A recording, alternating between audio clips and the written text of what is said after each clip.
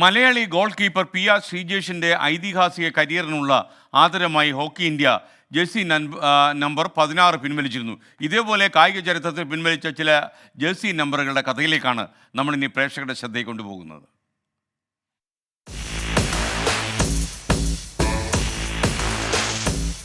പതിനെട്ട് വർഷം നീണ്ട ശ്രീജേഷിന്റെ ഐതിഹാസിക കരിയറിന് ഹോക്കി ഇന്ത്യയുടെ ആദരം.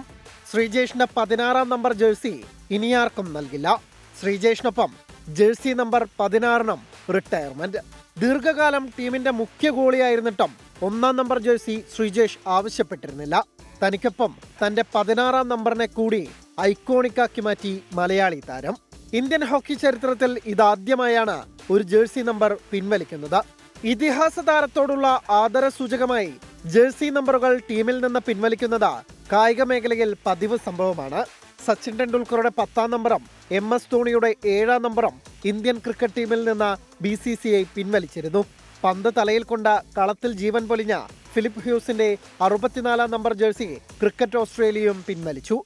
ഫുട്ബോളിൽ ഇറ്റാലിയൻ ക്ലബ്ബ് നാപ്പോളി മറഡോണയുടെ 10 നമ്പർ ജേഴ്സിയും AC മിലാൻ പൗളോ മൾഡീനിയുടെ 3 നമ്പർ ജേഴ്സിയുമൊക്കെ റിട്ടയർ ചെയ്തിരുന്നു.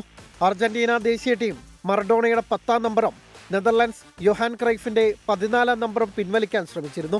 ഫിഫ നിയമം തടസ്സമായതോടെ ഇത് സാധ്യമായില്ല. Sports desk 24.